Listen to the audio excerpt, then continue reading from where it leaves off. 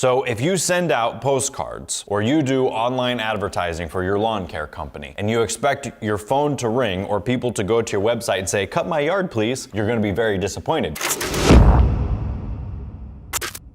Hi everybody, welcome back to the channel. Neil Wintereg with Matterhorn Business Development here. I've got an exciting topic for you today and I hope you learn a lot of interesting information. Before I get started, be sure you hit that like button, subscribe, hit the notification bell so that you don't miss anything that's coming on the channel, because I can definitely tell you that what we've got filmed and what our plans are, there's so much information coming that you do not want to miss, so make sure you don't miss any of it. And hopefully by now you've watched the Yelp videos that we did. There should be a link right here. That is my thoughts about Yelp, and as a business owner, how not to go the adverse effect of Yelp.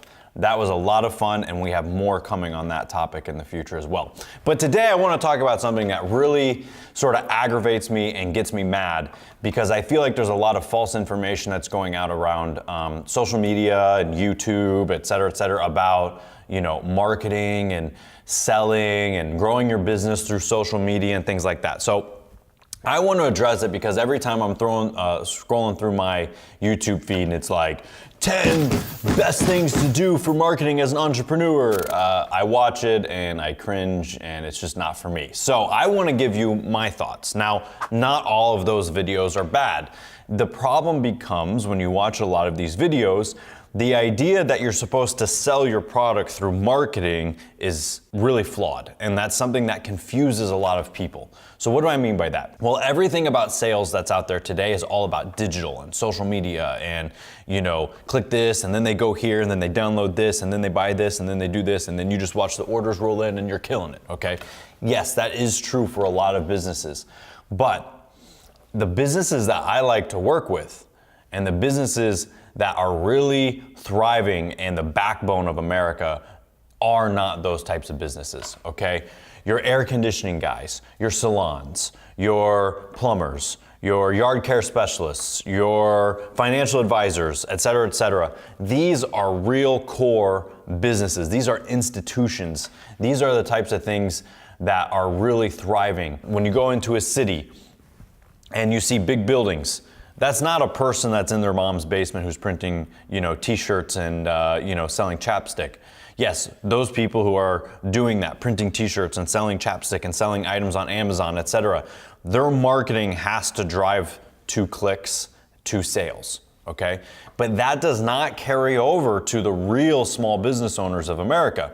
And that's what really drives me crazy is that these videos and these ideas are as if this is how you sell. You sell by creating traffic to your website. Okay, that only works in a few business models, and what has happened is because that's all that gets talked about on social media is that I now run into business owners who think, oh, well, I have to sell this by doing this. I'm like, what are you talking about? That's not how you sell your product. So how does this work? Well, marketing and selling are two very different things. The purpose of marketing is to get your name out, bring up product awareness, show people that a product exists, that it's available, that it can be bought, that it has a certain cost, and that it does a certain thing. But the ads and the marketing that talk about all those things do not actually sell it for you. It creates reach and it creates interest. So if you send out postcards or you do online advertising for your lawn care company and you expect your phone to ring or people to go to your website and say, "Cut my yard, please," you're going to be very disappointed, because I'm not going to just go online and buy your service. I have questions. I need to talk to somebody. I need to find out how it works. This is where selling comes into play. You have an interest in a product and it drives me into a place to then inquire or buy that product. That is what selling is. It's taking these reaches, this interest, and channeling a person's interest into buying your product. Somebody comes in and says, "What is this?" I say, "Oh, well, this is a tumbler and it keeps it really cool. This is gonna keep your drinks cool for 8 hours." And they go, "I'm not interested," and they walk away. I blew the sale. Somebody saying, "What is this?" is the reach that you're looking for from your marketing. You are not looking for this to just disappear into the mail and then go off somewhere. You actually have to generate interest in what it is that you're doing. Where people get it wrong is that there's an interest they're terrible at selling, and then the interest goes away. So then they think, I have to market more. I have to do more marketing. And so then you spend more marketing, more marketing, more marketing, more marketing, and you're trying to make your marketing do all of the sales and bypass your sales department because your sales department is terrible. What's a good example of this? The auto industry. The auto industry is the best example of this. Car manufacturers, everybody know that they have to market. Like, how many times do we see the Mercedes commercial at Christmas time with Santa driving the red Mercedes with the reindeer cars, okay? Every year, the same commercial keeps coming out, okay? You don't even have to play that commercial anymore. I already know the commercial. But what happens is that they keep marketing and keep marketing and keep marketing, and they put YouTube content out there. They send out loaner cars. They're doing everything they can to sell the car without me arriving at the lot because the salesmen are so bad and the control and the communication is so bad at a dealership. The only way the auto manufacturer can control how many cars they sell is through excess advertising. If salespeople who worked at car dealerships could actually sell and actually take a person's interest into a car and have them drive away in it in a couple of hours' time, car companies would actually have to spend half as much money on marketing because the reach would not have to be so great to have somebody jump through so many hoops to buy your car at a car dealership. So the only way that a car manufacturer can be in control over the sales process is by dumping more and more and more and more and more money into advertising and PR to make up for the inequities of the people who actually run the car dealerships. So it's a very interesting thing because these car manufacturers are manufacturers. And at one point, they realized that if they were going to sell it, they had to market it. And now really, they're a production and marketing facility. And that's the difference between normal car companies and, say, Tesla. Tesla has its own sales and distribution routes that are different from other car manufacturers that are set up differently. So you don't see Tesla commercials. It's very interesting. You don't see at Christmas time, we didn't see Santa get into a red Tesla and drive through the snowy mountains. It's always the same Mercedes. Why? They have a very different system. Okay, their sales system is very different. Now, admittedly, Tesla has relied very much on the newness and the sort of difference between itself and the competition, which has allowed it to sell much easier. I don't think that's going to hold on for very long. That's a whole nother topic another day. But what I'm saying is that your business might not have to keep spending as much money on marketing if you could sell your product to the same degree that you can market your product. So don't think that marketing and selling are the same. They are actually two separate functions. Marketing's job is to generate interest and reach in your product. And sales' job is to then move that product into the hands of the consumer. Now, like I said, there are certain online companies, and if you sell, soap on Amazon, then yes, your ad has to be able to sell it for you because you're not sitting there answering the person's question. You're not sitting there walking them through the sale.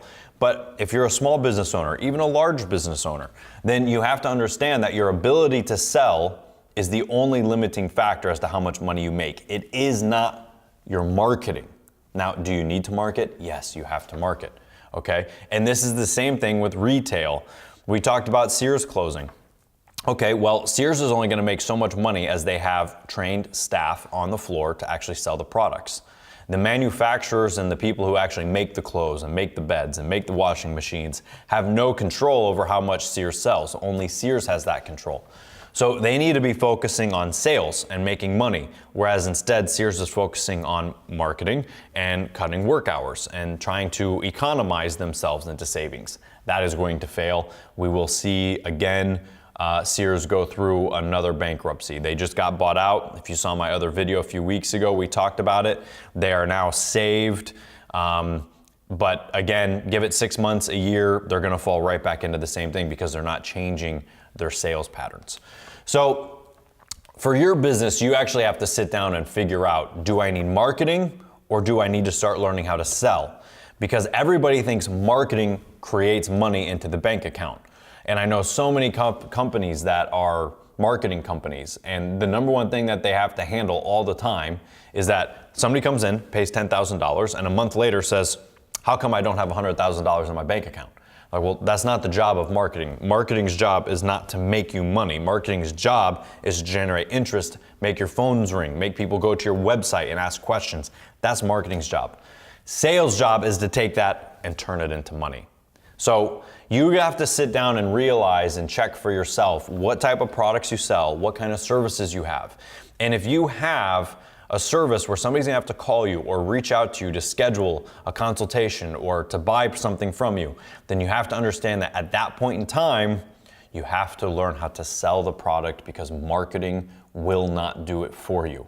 The only reason that it works in certain cases is that we spend so much money on marketing and PR that it can't help but sell. And that's really the only reason that car dealerships are even alive or around, is because it's literally the only place that you can go to buy that product. So car manufacturers have realized this, and they spend billions and billions and billions of dollars to market and advertise their product to make up for the inadequacies of the car dealerships. Those are my thoughts on that. I hope this really helps you. Please leave some comments below. Give me some other ideas of things that you'd like to talk about, or even give me your ideas about today's video. Now, if you're wondering, do I have a product where I need to focus more on marketing or I need to focus more on my selling, and you're kind of unsure of where to go next, go to our website. I will sit down and I'll talk to you, and I'll answer all of your questions and do an analysis of what I think would be right for you. Thank you for taking the time to listen. Give us a like, a subscribe, share it with your friends, and I'll see you next time.